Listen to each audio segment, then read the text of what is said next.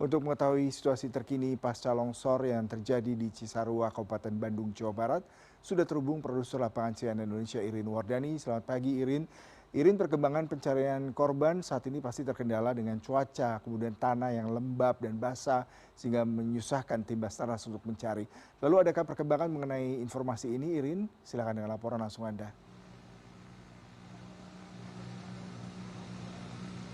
Iya, selamat pagi Yuda. Mengenai perkembangan proses pencarian, sampai saat ini memang data masih berupa data terakhir, sudah 25 kantong ditemukan, 10-nya sudah berhasil, 10 diantaranya sudah berhasil diidentifikasi, sedangkan masih ada 11 lainnya yang terkumpul di DVI masih dalam proses identifikasi.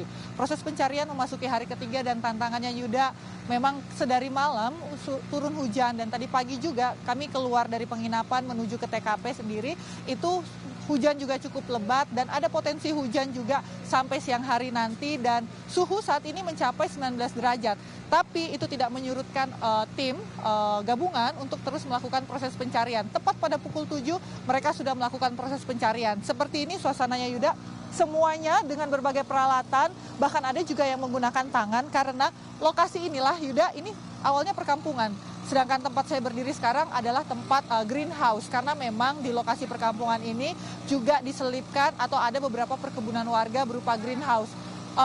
Isinya greenhouse-nya itu adalah tanaman-tanaman sayur yang tentu saja bukan tanaman yang bisa mengikat debit air dalam tanah, sehingga memang kalau kita bilang dengan bahasa yang umum, ini adalah tanah jenuh yang tidak mampu untuk menahan jumlah air yang cukup banyak. Sehingga ketika hujan selama seminggu, kalau kata warga selama seminggu mereka didera hujan yang cukup intens, cukup lebat, dan tidak menyangka bahwa pada hari Sabtu dini hari terjadinya bencana longsor. Nah, proses pencarian masih terus berlangsung dan tadi pagi juga sudah bergerak K9 dari K9 tidak hanya dari pihak kepolisian dari Polda Jawa Barat, ada juga anjing pelacak atau anjing pencari yang dimiliki oleh Basarnas yang berasal dari Semarang dikirimkan juga ke sini untuk melakukan proses pencarian dan juga ada anjing dari pihak swasta atau relawan seperti itu yang juga turut berkontribusi mencari. Jadi cara kerjanya para anjing-anjing pelacak ini mereka mengendus,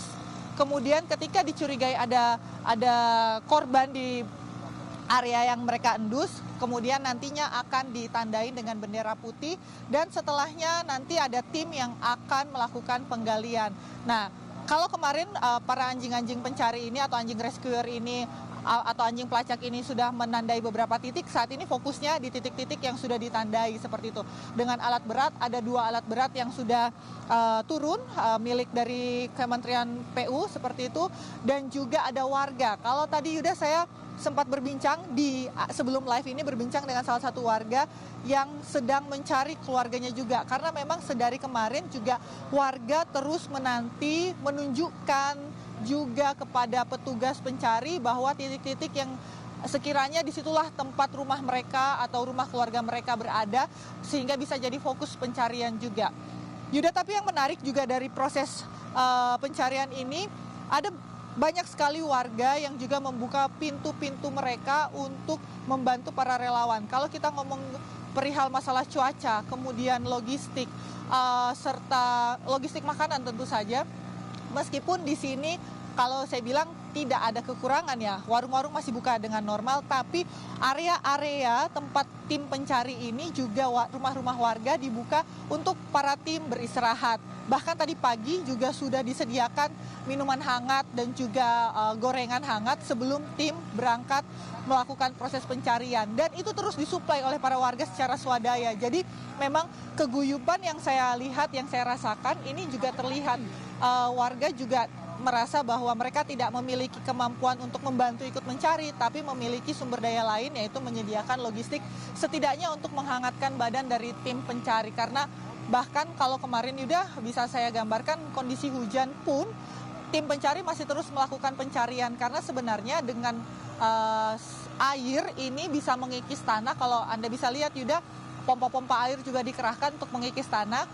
Hujan juga sebenarnya agak membantu Yuda untuk membantu melakukan pengikisan seperti itu. Tapi yang harus diwaspadai adalah potensi longsor yang memang yang harus diwaspadai terus ya, karena curah hujan atau hujan akan terus berlangsung selama 7 hari ke depan.